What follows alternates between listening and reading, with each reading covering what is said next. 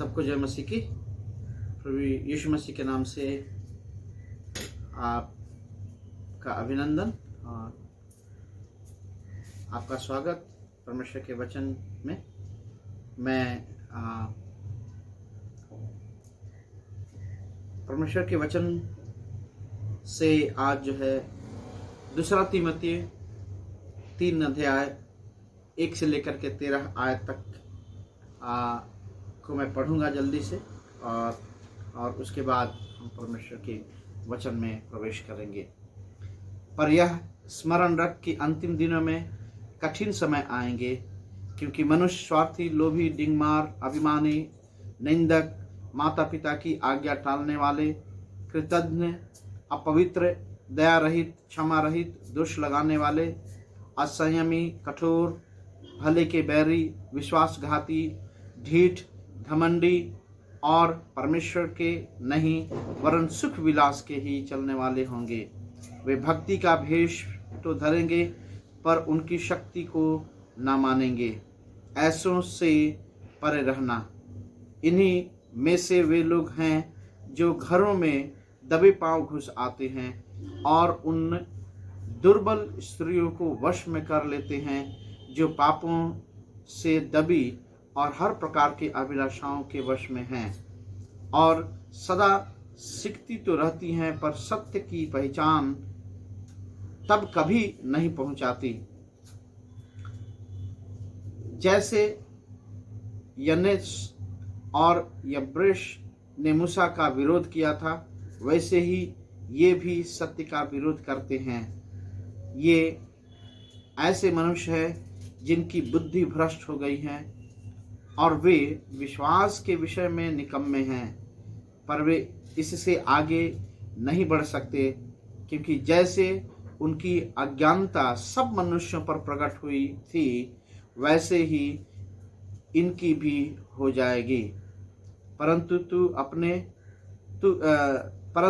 तूने उपदेश, चाल चलन, मनसा, विश्वास, सहनशीलता, प्रेम, धीरज और सताए जाने और दुख उठाने में मेरा साथ दिया, और ऐसे दुखों में भी जो अंताकिया और इकुनियुम और लुस्त्रा में मुझ पर पड़े थे, और अन्य दुखों में भी जो मैंने उठाए हैं, परंतु प्रभु ने मुझे उन सब से छुड़ा लिया है।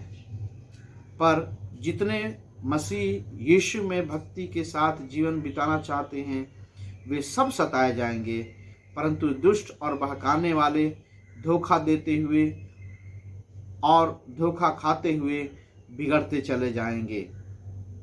परमेश्वर इस वचन पर पढ़े जाने और सुने जाने पर आशीष दे। इस वचन के लिए हम 1 सेकंड के लिए प्रार्थना करें। प्रभु, मैं प्रार्थना करता हूँ, इस वचन को जब हम सुनते हैं, आप हमारी सहायता मदद कीजिए, हमारी सुधि लीजिए प्रभु जी, ताकि हम आपके वचन को जान सके और पिता परमेश्वर अपने जीवन में लागू कर सके।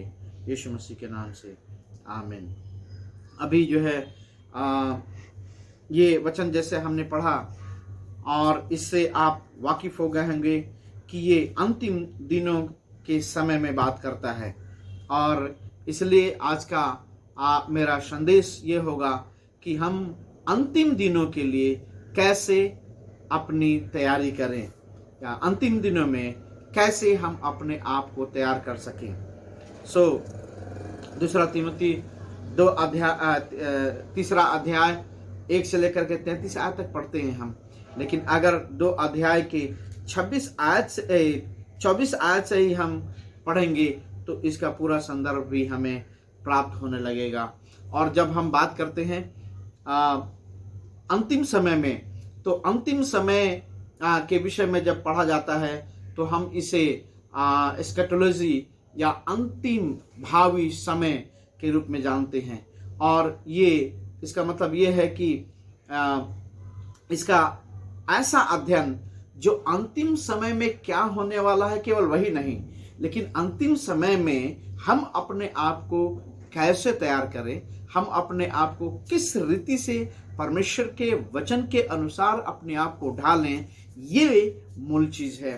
क्योंकि जब एस्केटोलॉजी या जब हम भावी जीवन के बारे में बात करते हैं, भविष्य के बारे में बात करते हैं, तो बहुत सारी ऐसी चीज़ें हैं जिसे हमें जानना है या हम जान सकते हैं। लेकिन इस वचन के अनुसार मैं कुछ बातों को बताना चाहूँगा जो आज के परिस्थिति के अनुसार हमारे जीवन में ऐसी विपदा, ऐसी परिस्थितियां आती हैं जिसके कारण हम अपने जीवन में ऐसे असमंजस में फंसे रहते हैं जिससे हमें उबरना मुश्किल पड़ता है, या लोगों को राह दिखाना, लोगों के जीवन में उस बात को जो परमेश्वर चाहता है वो हम पा नहीं पाते हैं। और इसलिए मैं 3 मूल अंशों में इसे बताना चाहता हूं, और मैं कहना चाहता हूं कि जैसे हमारा मुख्य शीर्षक है how to prepare for the last day,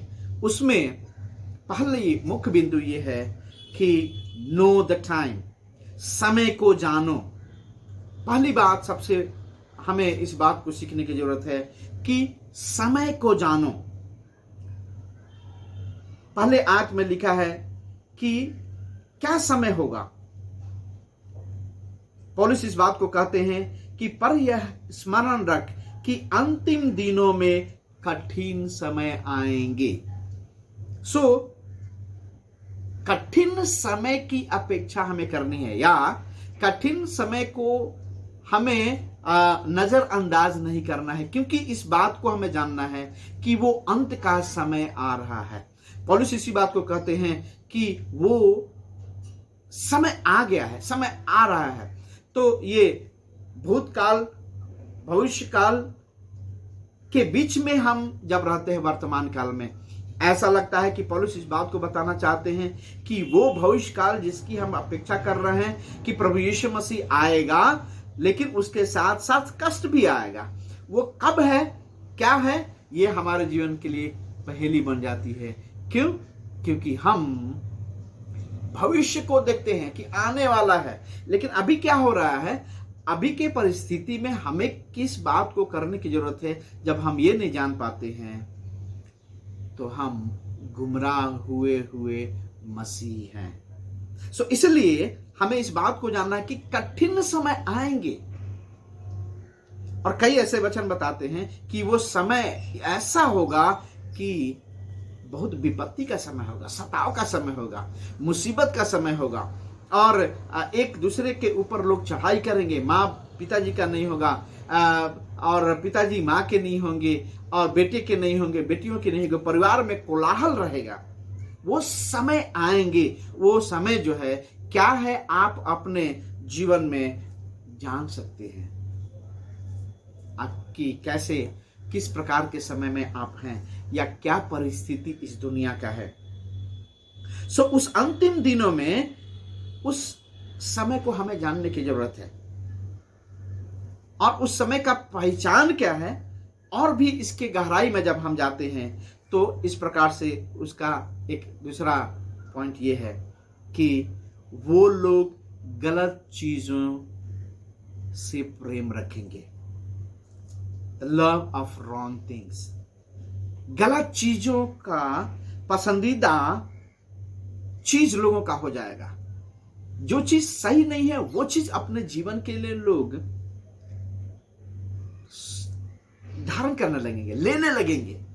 और ये चीज जो है हम इस वचन में पढ़ते हैं, क्योंकि लिखा है क्योंकि मनुष्य स्वार्थी, लोभी, डींगमार, अभिमानी, निंदक और माता पिता की आज्ञा टालने वाले, कृतघ्न, अपवित्र, दया रहित, क्षमा रहित, दोष लगाने वाले, असंयमी, कठोर, भले बैरी हो जाएंगे। तो इस बात को हमें जानने की जरूरत है कि ये सब चीजें जो है होने लगेंगी। लोग क्या चुनाव करेंगे? ऐसा चुनाव करेंगे जिसकी अपेक्षा नहीं की जानी चाहिए। चुनाव जीवन का एक ऐसा मोड़ है, एक ऐसा स्थान है जहां से जीवन को बदलता हुआ भी हम देख सकते हैं, नकारात्मक रीति से, सकारात्मक रीति से। और इस वचन के अनुसार जब लोग लोभी, स्वार्थी और डिंगमार, अभिमानी और इस प्रकार की प्रवृत्ति रखने वाले लोग होंगे, तो समझ ले कि कैसा समय होगा। और इसलिए अगर हमारे इर्द गिर्द हम ऐसे प्रकार के चीजों को पाते हैं, तो हमें जानने की जरूरत है कि समय क्या है, अंत का समय है, अंत का समय है। और इस बात को हमें कभी भी नजरअंदाज नहीं करना है। दूसरी बात, वे लोग गलत विचारों को रखेंगे, गलत विचारों को रखेंगे। कैसे विचार? जो माता पिता की आज्ञा को न मानता हो, डिंग मारने वाला हो, है कुछ भी नहीं, लेकिन इस प्रकार से वो अपने आप को प्रस्तुत करेंगे कि वो बहुत बड़े लोग हैं। और थोड़ा सा हास्य शब्द या कठोर शब्द में कहा जाए तो अपने आप को सब लोग 30 मार खा दिखाने में लगे हुए हैं। तो इस बात को जानिए कि कोई भी अपने आप को कभी भी किसी से कम नहीं समझ रहा है। इसका मतलब उसके अंदर एक स्वभाव ऐसा है जो ढींग मार, बैर करने वाला, विश्वघाती प्रकार की प्रवृत्ति है। और इस प्रकार के विचारधारा के लोग आगे बढ़ते रहेंगे और उस प्रकार के लोगों को बचाने वाले भी उनके साथ साथ होंगे। इसलिए समय के विषय में जब हम सीख रहे हैं, समय को जानने की जरूरत है कि परिस्थिति क्या है, हो क्या रहा है। इसमें तीसरी बात, वे लोग गलत रास्ते को या गलत रूप में वचनों का इस्तेमाल करेंगे। इसमें इस प्रकार से सुख विलास ही के चाहने वाले होंगे। चौथे आयत में लिखा है कि ये लोग क्या होंगे? परमेश्वर के नहीं वरन सुख विलास के ही चाहने वाले होंगे। और ये लोग जो हैं, इनकी भाषा, इनकी बोली, इनके रहन सहन, इनका पैशन, सब कुछ ही विचित्र होगा और कठोर शब्द में कहा जाए तो गलत होगा। और ये सब जब हो रहा हो तो इस बात को जानिए कि समय क्या है। इसलिए हमें अपनी आंखों को, मन की आंखों को खोलने की जरूरत है ताकि हम देख सकें कि समय क्या हो रहा है, किस प्रकार का समय है, किस प्रकार की चीजें इस दुनिया में हो रही हैं। और इसलिए जब अंत के समय में अपने आप को हम तैयार करते हैं तो हम अंधे बन करके नहीं रह सकते, क्योंकि जब हम अंधे बन करके रहते हैं इसका मतलब हम हर एक चीजों से कंप्रोमाइज कर रहे हैं, दूसरे शब्दों में। और जब हम समय के साथ कंप्रोमाइज करते हैं, और मेरा कहने का मतलब कि गलत विचार, गलत वचन, गलत बोली, गलत समय के साथ ही अगर हम समझौता करते हैं, if you compromise with wrong attitude, wrong words, wrong thinking, that means you don't know the time. इसका मतलब हम समय को पहचान नहीं रहे हैं। इसका मतलब कि हम समय को ध्यान में नहीं दे रहे हैं कि क्या होने वाला है। इसलिए एक हिंदी कहावत है कि जो कल करे सो आज कर, आज करे सो अब, क्योंकि पल में बहुरी कोई नहीं जानता है कि कब क्या होगा। इसलिए जो भी करना है आज कर ले। तो क्या करना है हमें? दूसरी मुख्य बात यह है कि ऐसे लोग जो विश्वघाती हैं, ऐसे लोग जो परमेश्वर के वचन को न मानने वाले लोग हैं, जो परमेश्वर के नहीं हैं, उनसे अलग हो जाए। Turn away from the trouble makers, ऐसे लोग जो हमेशा परेशानियों को, हमेशा मुसीबतों को, हमेशा समस्याओं को लाते रहते हैं, उनसे अपने आप को अलग कर लो, उनसे अलग हो जाओ। Turn away from the trouble makers, ये दूसरा मुख्य बिंदु है, क्योंकि वे भक्ति का वेश तो धरेंगे पर शक्ति को, उसकी शक्ति को न मानेंगे। ऐसों से परे रहना, परे रहना मतलब होता है, परे रहना मतलब होता है केवल कीप डिस्टेंस नहीं, लेकिन 90 डिग्री टर्न अवे। अगर उसका रास्ता पश्चिम को जाता है, हम पूरब की ओर जाएंगे। अगर वो उत्तर की होता है, हम दक्षिण की ओर जाएंगे। ऐसी भिन्नता, ऐसी दूरी उनसे रखने की जरूरत है। और यही चीज भजन संहिता में क्या लिखा है? भजन संहिता 1 में लिखा है कि क्या ही धन है वह पुरुष जो दुष्टों की युक्ति पर नहीं चलता और न पापियों के मार्ग में खड़ा होता है और न ठट्ठा करने वालों की मंडली में बैठता है।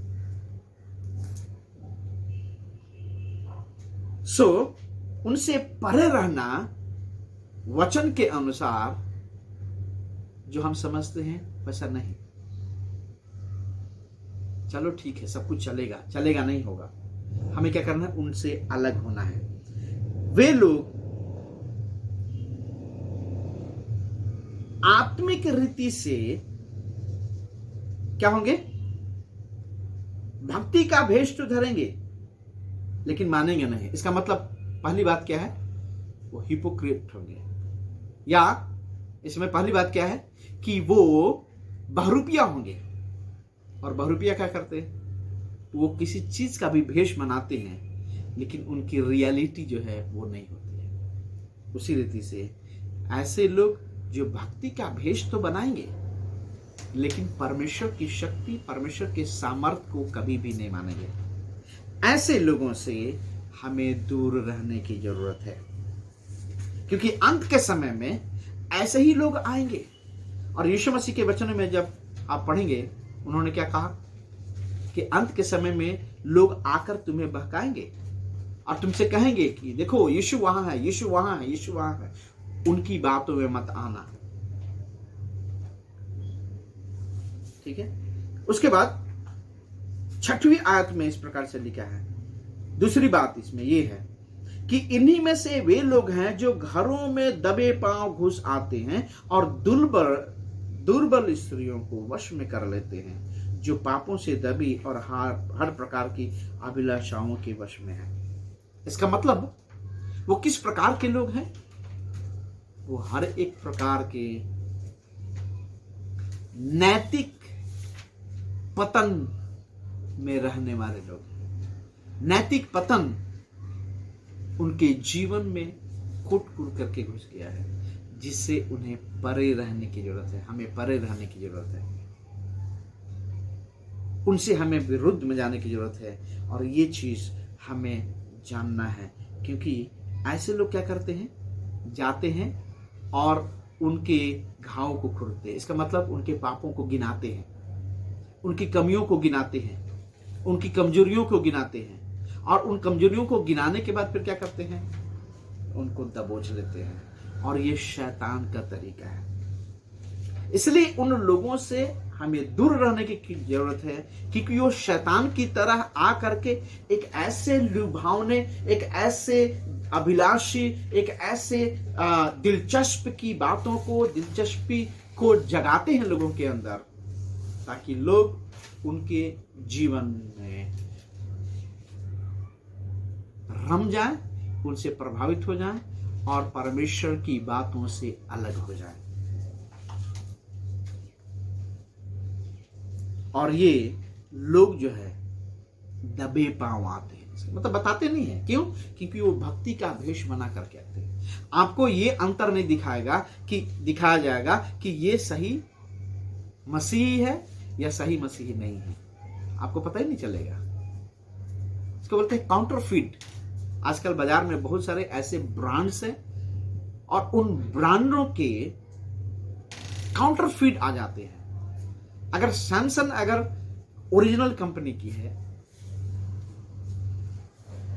जिसको बोलते हैं कि सैमसंग दूसरे उसी फीचर में, उसी सब चीजों में क्या होगा, वही कढ़ाई वही लिखाई आपके सामने भी पेश किया जाएगा और लगेगा कि ये कौन सा ओरिजिनल है। उदाहरण आपको दिखाता हूं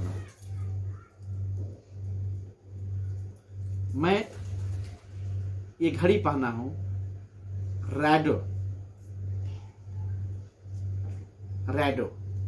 रैडो एक बहुत ही प्रसिद्ध कंपनी है, लेकिन जिस घड़ी को मैं पहना हूं ये उसका काउंटरफीट है। और मैंने इसको इसलिए खरीद लिया क्योंकि ये सस्ते दाम में मिल जाता है। जितना वो काम करता है उतना ये भी काम करता है, ये ऐसा लगता है। लेकिन वास्तविकता इसके जाएं तो इसका टाइमिंग उसके टाइमिंग से थोड़ा सा अलग है, क्योंकि आफ्टर ऑल काउंटरफीट से काउंटरफीट, नकली तो नकली है, बहुरूपिया तो बहुरूपिया है, और उनसे दूर रहना हमारी जिम्मेदारी बनता है। अगर आप अंत के दिनों में अपने आप को हम तैयार करते हैं कि हम प्रभु यीशु मसीह के साथ स्वर्ग राज में प्रवेश करें, उसके दाहिने हाथ बैठे, यही तो हमारा सपना है, तो हमें क्या करना है, ऐसे लोगों से दूर रहना है। क्योंकि ये लोग क्या होते हैं, तीसरी बात इसमें कि ये लोग दिव्य बातों से या जो दिव्य सिद्धांत है उससे ये अलग होते हैं, निर्बुद्धि होते हैं और सदा सीखती तो रहती हैं, पर सत्य की पहचान तब तक कभी नहीं पहुंचती इनके पास। ये मतलब कितने सालों से मसीह हैं, कितने सालों से ईसाई हैं, second generation, third generation, fourth generation भी है, लेकिन वास्तविकता जो मसीह की है उनके अंदर नहीं है। दिव्य सिद्धांत या परमेश्वर की बातें उनके अंदर नहीं है। ये चीज आप पाएंगे ऐसे लोगों में, और ऐसे लोगों से क्या होना है, दूर रहना है। इसलिए सेकेंड मेरा पॉइंट जो है वो turn away from the trouble makers. ये ऐसे लोग हैं जो अधजल गगरी छलकर जाए की तरह जो है सब लोगों को अपने अंदर बटोर के रखते हैं। उनको कुछ पता नहीं है, लेकिन सबको सिखाने की कोशिश करते हैं, सबको अपने तरफ आकर्षित करने की कोशिश करते हैं। और ये लोग जो है अंततोगत्वा लोगों को नरक में ले जाने के भागीदार बन जाते हैं।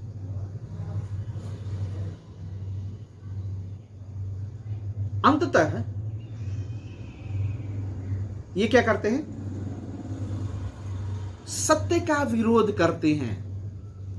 ये ऐसे मनुष्य हैं जिनकी बुद्धि भ्रष्ट हो गई है और वे विश्वास के विषय में निकम्मे है लिखा है। निकम्मे का मतलब होता है they are eligible for doom. इसका मतलब उनका मर जाना बेहतर है, ऐसा टाइप का वो निकम्मे है। क्यों? क्योंकि वो सत्य के विरोध है, और जो सत्य के विरोध होता है इसका मतलब क्या है, वो मसीह के विरोध है। यीशु मसीह ने कहा मैं ही सत्य हूं, और जो सत्य के विरोध है, जो यीशु मसीह के विरोध है, वो दुनिया में सबसे निर्बुद्धि है, उसकी बुद्धि भ्रष्ट हो गई है। अब भजन संहिता में बहुत सारा जगह में हम इस बात को पाते हैं कि यहोवा का भय मानो क्योंकि वो बुद्धि का मोल है। तो इसका मतलब ये है जिसके पास बुद्धि नहीं है क्योंकि उसके पास यहोवा नहीं है। यहोवा परमेश्वर को जब वो अगेंस्ट होता है, इसका मतलब उसके पास बुद्धि नहीं है, निर्बुद्धि है, उसके अंदर परमेश्वर का भय नहीं है, परमेश्वर की ऐसी कोई चीज नहीं है जिसके साथ हम चल सके। इसलिए हमें उनसे दूर रहना है। तीसरी मूल विषय है, वो ये है, फॉलो द ट्रूथ। सत्य का अनुसरण करो, क्योंकि सत्य का अनुसरण जब हम करते हैं तभी हम अंतिम दिनों के लिए अपने आप को तैयार कर पाते हैं। इसलिए इसमें पहली बात यह है कि सही उदाहरण का अनुसरण करना है, उसका पीछा करना है। Pursue the right example. अब ये राइट एग्जाम्पल क्या है? यहां पर लिखा है, परंतु तू ने उपदेश, चाल चलन, मनसा, विश्वास, सहनशीलता, प्रेम, धीरज और सताए जाने और दुख उठाने में मेरा साथ दिया। पौलुस कहते हैं ऐसे लोग क्या किया? ऐसे परिस्थिति में तुमने मेरा साथ दिया। कुछ ऐसे जीवन के एग्जाम्पल है, कुछ ऐसे जीवन के उदाहरण है जिसका हम अनुसरण कर सकते हैं। और हमारे जीवन के लिए, मसीह जीवन के लिए सबसे उत्तम उदाहरण क्या है? वो है यीशु मसीह।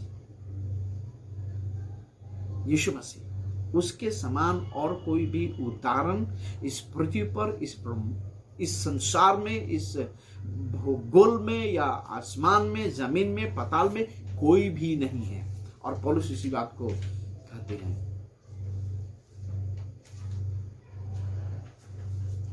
कि मैंने यीशु को पहन लिया। और जब यीशु को पहन लिया है, इसका मतलब टोटली उसके उदाहरण पर, उसके अनुसार चलते हैं। इसलिए सही उदाहरण का अनुसरण करना हमारा कर्तव्य बनता है। दूसरी इसमें बात यह है कि सताव की अपेक्षा करो, एंटिसिपेट परसिक्यूशन। ठीक है, तो 12वीं आयत में क्या है? जितने मसीह यीशु में भक्ति के साथ जीवन बिताना चाहते हैं वे सब सताए जाएंगे। ये क्या है? ये एक ऐसा वचन है जिसको यीशु मसीह ने भी कहा कि जब उन्होंने मुझे नहीं छोड़ा तो तुम्हें भी नहीं छोड़ेंगे, इसलिए मैं तुम्हारे लिए प्रार्थना कर रहा हूं, यीशु मसीह ने कहा। और पौलुस इसी बात को कहते हैं कि जो यीशु मसीह की भक्ति में, जो अपने आप को डिसाइपल कहते हैं, जो अपने आप को यीशु मसीह का चेला कहते हैं, जो अपने आप को यीशु मसीह के सेवक कहते हैं, वो सब सताए जाएंगे। इस बात की कामना तो मैं नहीं कहूंगा, लेकिन अपेक्षा कर सकते हैं कि हम अपेक्षा कर सकते हैं। इसको आप टाल नहीं सकते, क्योंकि हमारे जीवन में कब सताव आ जाए, हमारे जीवन में कब परिस्थिति बिगड़ जाए, हमें पता नहीं है। और वो चीज आज भी हो रहा है। कुछ सालों से सताव का दौर हमारे भारत में, हमारे मसीही समाज में अन्य तत्वों के द्वारा, अन्य लोगों के द्वारा जो परमेश्वर के विरोधी हैं, यीशु मसीह के विरोधी हैं, जो यीशु मसीह के लोगों के विरोधी हैं, वो सताव लाते रहे हैं। और उदाहरण मैं बहुत सारा दे सकता हूं। विशेष रीति से छत्तीसगढ़ में अभी कितने मसीहियों के घर उजाड़ दिए गए, यहां तक कि उनको मार दिया गया। क्यों? क्योंकि वो मसीह को मानने वाले हैं। उनके विरुद्ध में पंचायत बैठाई गई, उनको गांव से भगाने और निकालने की कोशिश की गई। अभी की ये बात है, लेकिन अगर आजादी से पहले की बात सुनेंगे तो मेरे घर में भी सताव आया 1952 में मेरे दादाजी के ऊपर।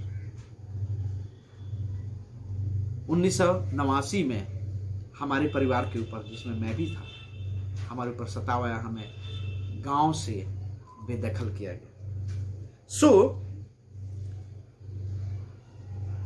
सताव आएगा, इस बात को हमें मानना है। इससे परे हम नहीं रह सकते हैं। हमें स्वीकारना पड़ेगा।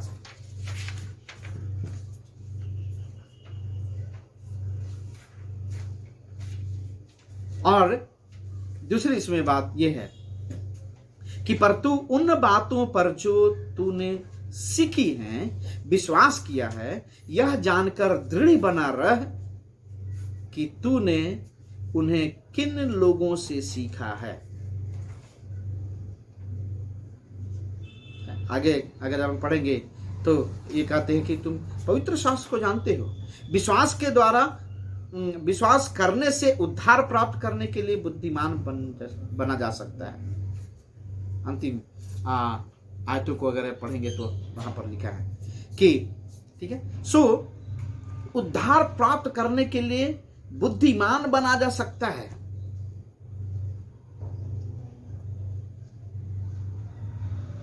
और लोग तुम्हें एक धोखा देंगे, बहकाने वाले तुम्हें धोखा देंगे, धोखा खाते हुए बिगड़ते चले जाएंगे लोग। लेकिन ऐसे समय में क्या होना है, पर तू उन बातों पर जो तूने सीखा है और विश्वास किया है, यह जानकर दृढ़ बना रहे कि तूने किन लोगों से सीखा है। इसका मतलब यीशु मसीह ने जो पौलुस को सिखाया, वो बातें पौलुस ने अपने चेलों को सिखाया, कलीसिया को सिखाया।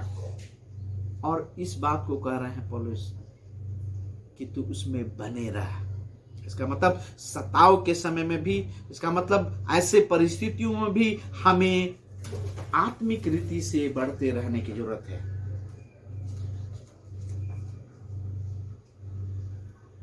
दुष्टता की अपेक्षा हम कर सकते हैं, करे या ना करे वो आएगा, लेकिन ऐसे परिस्थिति में भी हमें बढ़ने की जरूरत है। हमें आत्मिक रीति से बढ़ने की जरूरत है, उत्थान होने की जरूरत है, क्योंकि सताव होने के बावजूद भी हमें उन बातों को सीखना है कि हमें अपने आप को तैयार करना है अंतिम दिनों के लिए। और इसलिए हम इस बात को जानें कि जब हम इस बात को कहते हैं कि हम अपने आप को कैसे तैयार करें, how to prepare for the last day, पहली बात हमें जानने की जरूरत है जब हम अपने आप को तैयार करते हैं कि समय को जाने,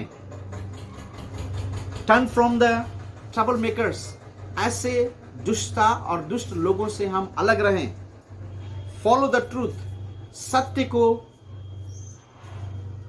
अनुसरण करना है, सत्य का पीछा करना है, और तभी हम अपने आप को अंत के दिनों के लिए तैयार कर सकते हैं।